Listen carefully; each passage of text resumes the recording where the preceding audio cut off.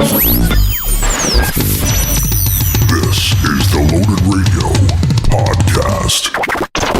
All right, hey, what's going on? It is Scott Penfold here for another edition of the Loaded Radio Podcast.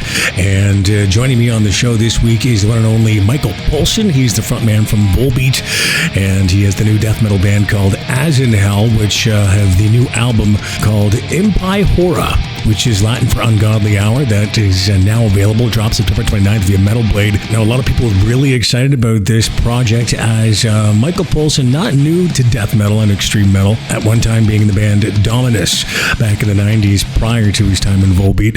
He's not fronting ASINHELL, though. He's simply playing guitar, but he's got his old friend, ex-Morgoth singer Mark Greb as well, drummer Morten Toft Hansen, and a hell of a lot of influence by the legendary Chuck Schuldiner from the band Death, the late Chuck Schuldiner, of course. And this is my first time actually speaking with Michael. And before we speak to him, though, hey, if you're listening to this podcast on YouTube, be sure and give us a thumbs up or subscribe to the channel. It's greatly appreciated. But if you're listening via any other means, like the Loaded Radio app, loadradio.com, Spotify, Deezer, Apple Podcasts, any of those things, then just sit back, relax, and enjoy the talk with this man here. He is the frontman for the band VOLBEAT, as well guitar player for the new death metal band ASINHELL. He is Michael Poulsen. Michael, thanks so much for joining us on the Loaded Radio Podcast this week. Always. Awesome. Now, I do want to talk obviously about ASINHELL. I mean, this is awesome, man. I really enjoyed this stuff. I've heard off it already. I'm a big fan of extreme metal myself. But why was now the right time for you to return to death metal? It's a good question because it's not something I didn't thought too much about it. First of all, I'm sorry that I speak a little bit harsh, but I'm going to have a throat operation, so no problem. Just bear over with me. So, I've been listening to classic heavy metal since I was 10, and extreme metal I discovered pretty much around when I was 13, and I started playing death metal when I believe I was 15 or 16, and managed to release some albums with my first death metal band, Dominus. Yes. And so death metal or extreme music has been on my radar, just in my system for many years, and has been a big passion. The thing was when I grew up with a lot of 50s music, and when I moved out of the house, I was just starting to buy all those records that I was listening to from the 50s, and I started writing music that was a little bit different from straight ahead old school death metal. So I just went on that adventure to figure out what it was that I was so fascinated about the 50s. And then the rest is history, because then I formed VOLBEAT, and I've been so busy and active in VOLBEAT, and still very busy and active in VOLBEAT, that there was really no time for a side project like ASINHELL or anything else. Mm-hmm. And it's a little bit crazy that I find the time now, because I also have 2 kids now, and I'm still very busy in VOLBEAT. Yeah. But I guess there's a time for everything. It's almost like when you hear people nagging about that they don't have the time to go to the gym. It's right. All about, if you want to go to the gym, you go to the gym and you will find the time for it. Right. Yeah. And I guess it's the same, if you have the passion as I have for death metal, that's a time for everything. And I believe, like so many others who were sitting home during the pandemic, trying to figure out what was waiting ahead of us in the future, and being able to reflect on everything we've done in the past and what we wanted to do and how the future was going to look like. I just, when I wrote the last VOLBEAT record, Servant of the Mind, there was suddenly time for also just nerding around other riffs that belong in the death metal suitcase, as you can say, or coffin. Let's put it like that. Right. And so I had for me, the pandemic, even though it's is extremely sad thing, but if we put that aside, it was kind of also a blessing in disguise, because suddenly I had the time to sit and go through all my vinyls again and just reflect on everything that I wanted to do. And when we went on the road to promote Servant of the Mind, I just got inspired. And one of my good friends, LG Petro from Entombed, he passed away he had a very rare cancer disease, and we ended up dedicating the song "Becoming" from VOLBEAT to LG.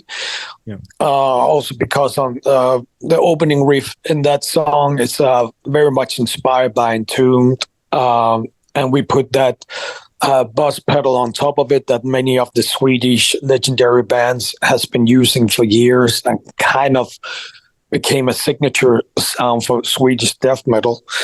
So I was just talking to my guitar tech during that tour with VOLBEAT and said, can you find that pedal on the net? So I might sit down backstage and start do some riffing. And he said, "Oh, so now's the time for that death metal project or what?" And I said, "I don't know. I really don't know if I have the time for that." And just as I was talking about in my iPod, out of nowhere, just like when you have a pocket call with your phone, it started playing Full of Hell with Entombed. And LG was screaming, "I'm full of hell." And since he's been trying to call me a couple of times right before his passing, where I wasn't able to pick up, I took this as a sign that, he was basically spiritually telling me to get started. And I said, "You know what? I'm going to pick up this call and I'm going to start now.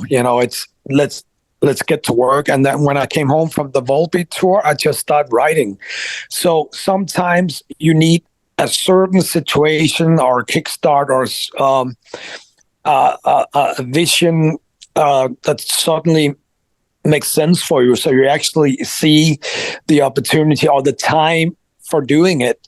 And it was just like jumping on the bike again. It didn't took me that much time to get into the riffing and everything. It felt good, and I was so inspired. And all the friends that I have in the music scene, and especially the ones who know me from back in the days when I was playing death metal, they all said, "One day you're gonna return playing that music again." And they were right. And I said, "Yeah, I'm not going to deny it. I'm not going to put a date on it because I have no idea when it's going to happen." But so I guess, as I said, that's the time for everything. And the time was right without even knowing what was going to happen. But I guess that pocket call from LG just started something, and I just couldn't stop. I just continuing writing the material, which is now on the ASINHELL debut album, MP Horror, which is going to be out 29th of September on legendary Metal Blade. And there's more records to come. So I'm in a very good place right now in my life, enjoying doing old school death metal again, and I'm enjoying doing what I do in VOLBEAT, even though VOLBEAT is not going to tour next year, because the whole plan for VOLBEAT is we're going to write a new album and we got to enter the studio next year, and we were not tour until 25, and then I'm going through this throat operation in a month, so it's going to take some time for me to recover. So I'll have plenty of time just to go out and play some shows with ASINHELL next year, where I don't have to sing or yell or growl or say anything. I can just stay there in the corner and play the guitar. Getting into, I guess, your death metal past, was Dominus a project that you wish could have continued? Not at the time I ended it, because I had a great run with Dominus, and I'm very proud of the records, and it was a fun time, and but I just, at that time I was getting a little bit tired of the record company that we were dealing with, I was a little bit tired of the whole constellation of the band, and a little bit tired of the scene. I needed a break also because, as I told you before, the inspiration that came in at that time didn't really belong in a death metal band. So I wanted to go on a new adventure. That adventure became Volbeat. So Dominus is the past, and it's something that I'm very proud of. And I had no plans of returning to Dominus because I like that that's a chapter for itself, and this is a new chapter. This is ASINHELL, and I'm not the frontman as I was in Dominus. So it will be totally weird to have Mark Greve as a frontman in Dominus. That kind of, it doesn't make sense. So when I formed ASINHELL, it was always with Mark Greve as the frontman. I have in thoughts, because I think he's one of the best death metal growlers of all time. And I've been knowing Mark for so many years, and we've been talking so many times about doing an old school death metal project when we felt the time was right. And here we go. Now he's doing amazing work in ASINHELL, and he got his own band, Insidious Disease, and we all know him from legendary Morgoth. So I'm very proud to have him on board, just as proud I am to have Morten Toft, the drummer, on board. He's also one of my very good old friends. So,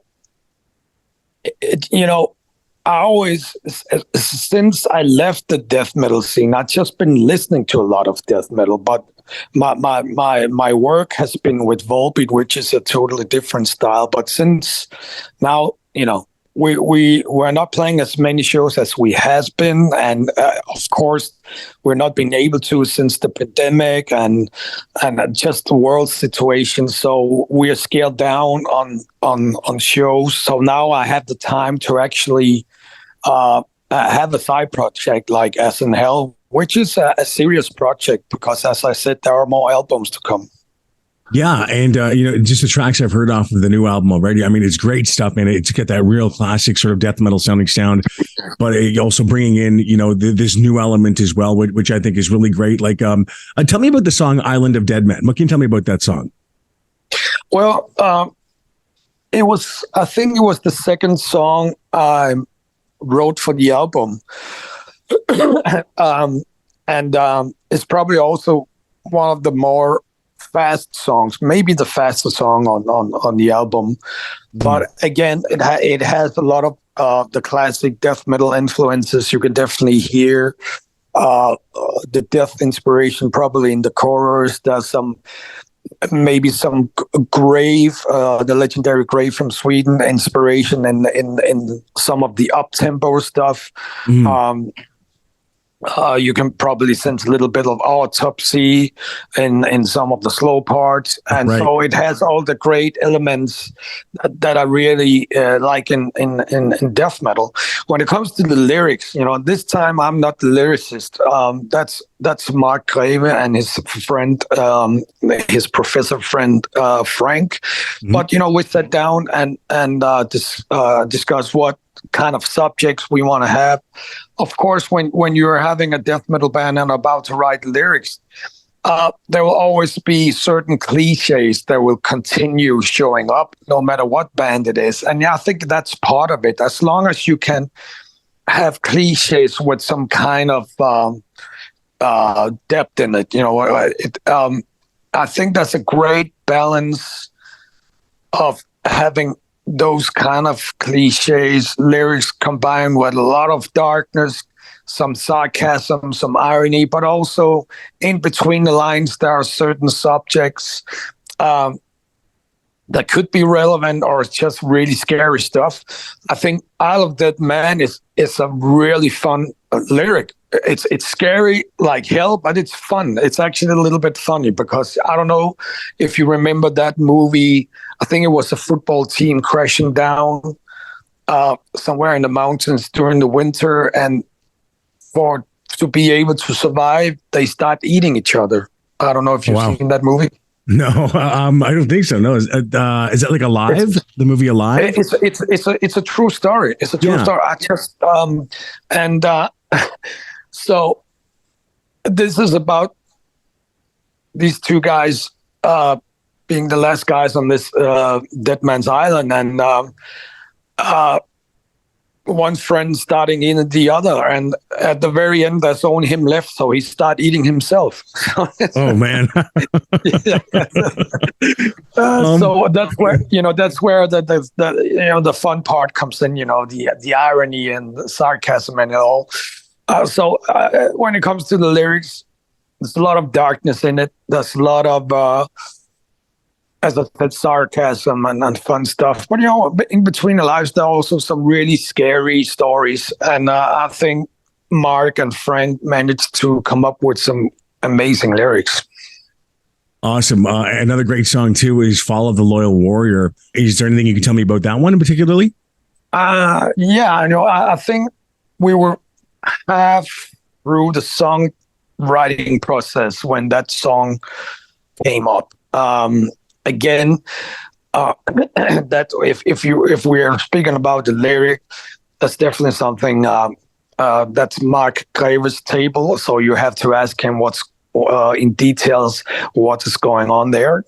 So but of course the title itself pretty much tell very much about what the whole point in the lyric is. So, but that is definitely also you can absolutely hear the mighty Chuck Schuldiner inspiration in all this. So it absolutely has the death inspiration, a little bit of bow thrower, and when you listen to the whole album, you can definitely hear that it's very much the inspiration from the late 80s, early 90s. And that's also what we're trying to accomplish here, because that was the time when we were playing death metal. So you can definitely hear death. You can hear bow throw. You can hear autopsy. You can hear grave, entomb, dismember, a little bit of gorefest, early dark throne, malevolent creation, those type of bands. So obituary, and that's just some of the bands, legendary bands that pops up when I start writing these songs. And at the same time, we were trying to capture a sound that you could kind of put along to some of those classic bands I just talked about from the late 80s, early 90s. Yeah. So it has a combination of being a very old school sound, but maybe with a little modern twist. Because now we have the experience of playing our instruments and being in a studio and stuff like that. But we actually didn't use that much time in the studio. And that was the same thing when we start recording the album. We pretty much said, you know what, we're not going to go into big fancy rehearsal rooms where all the equipment and PA system is there and everything is very comfortable. That's not how we want to do it. So it was only me and Morten in Morten's little garage. And I'm telling you, we were not allowed to open any windows or doors because we were being really extremely noisy. And he got some neighbors very close to. So it was so extreme hot in there. And it was only his drums, no PA system. And I just went to my basement and found an old amp and an old guitar from my Dominos days, and I just cranked it up to 10, and it was so noisy. And so that was how we rehearsed the whole album. And when we recorded it in Jacob Hansen's studio, we pretty much just played live in the studio, me and Morten. Yeah. And then I added a couple of guitars, and Jacob Hansen put down the bass, and Mark Claver flew in and put down his vocals in the studio, and we were done within a week. It didn't even took us a week to do the whole album, because we wanted it to sound like when we were 17 teen-year-old kids where we didn't have money to be in a studio for weeks. It was almost, I remember back in the days, you were constantly looking at your watch thinking, oh man, we're not going to make it. So it was, and that was, so we had an agreement, like, let's not do many takes or anything. If suddenly you hear a crank or a goink or something weird come from the guitar, just keep it, or if a snare drum is a little bit out of context, just keep it. I'm very proud to say that we didn't.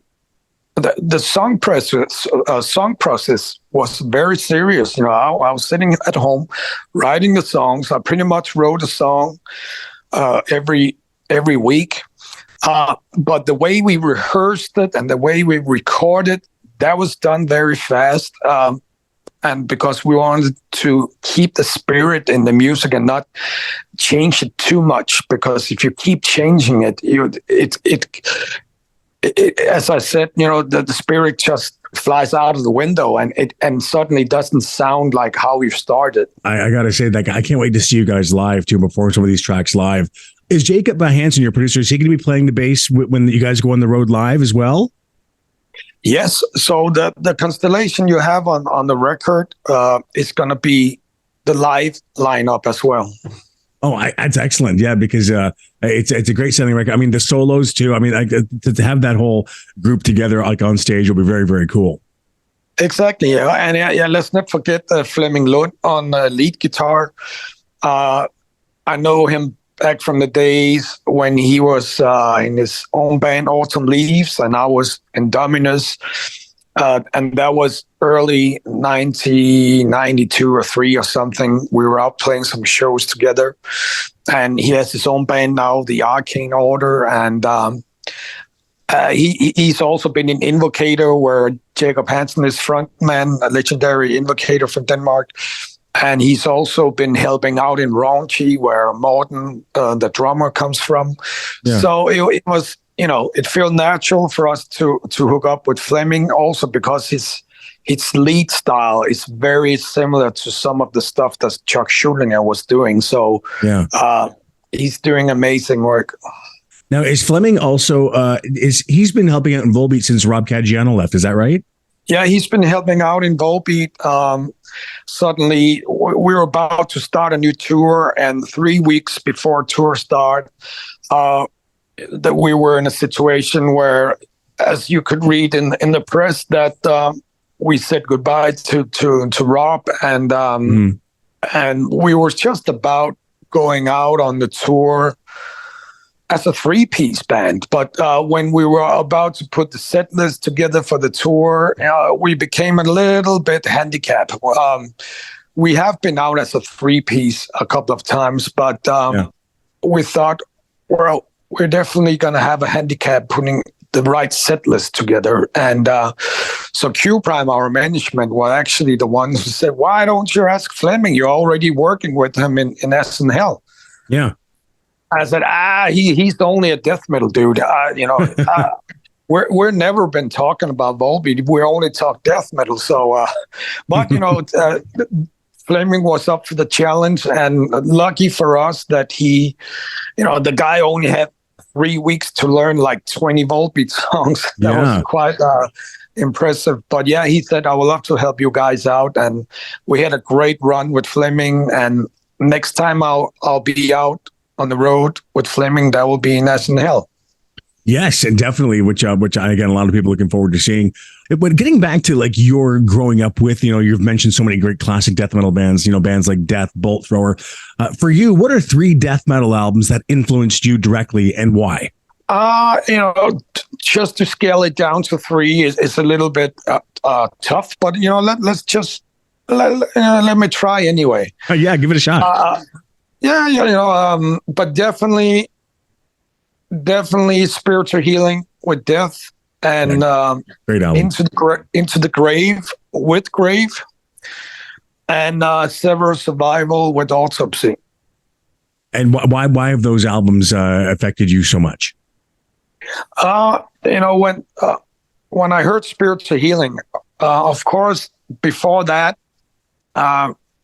I did hear Scream Bloody Gore and Leprosy, but something happened with spiritual healing. You could suddenly hear the mighty talent of Chuck Schuldiner. You can hear the progress. It was like not only did he take the death metal style to a certain level where you can, there will always be that discussion. Was it Possessed that started death metal, or was it Chuck Schuldiner who started death metal? But I think, to do it fair, I will say that Possessed planted the seed of death metal, but Chuck Schuldiner became the tree.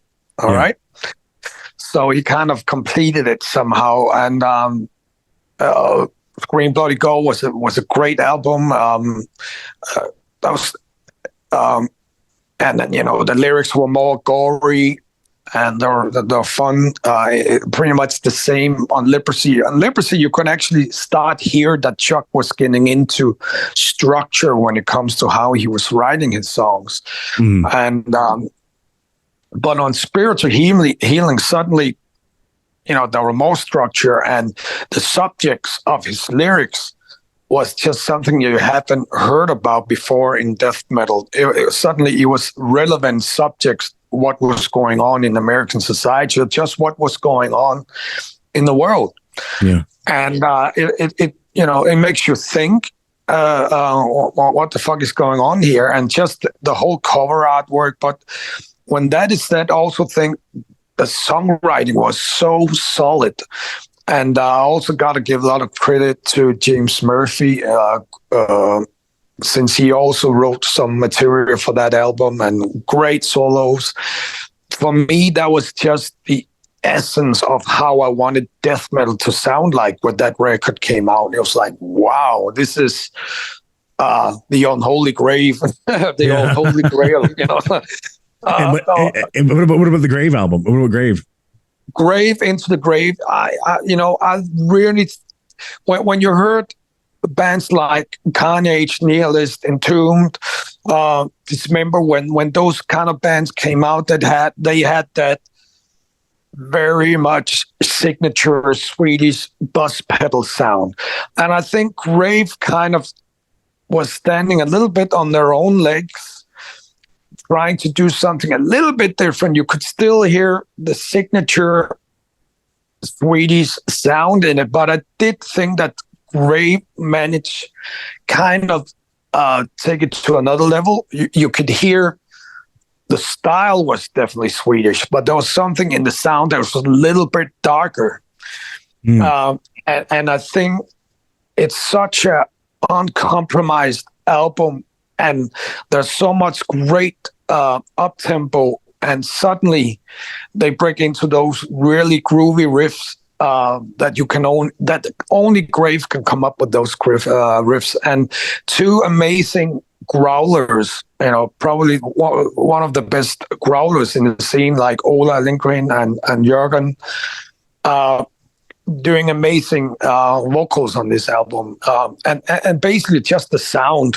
And I think it's even though there's not much structure in it, because it's just riffing everywhere, and even though it's a little messy, it's so great mess that it sounds good.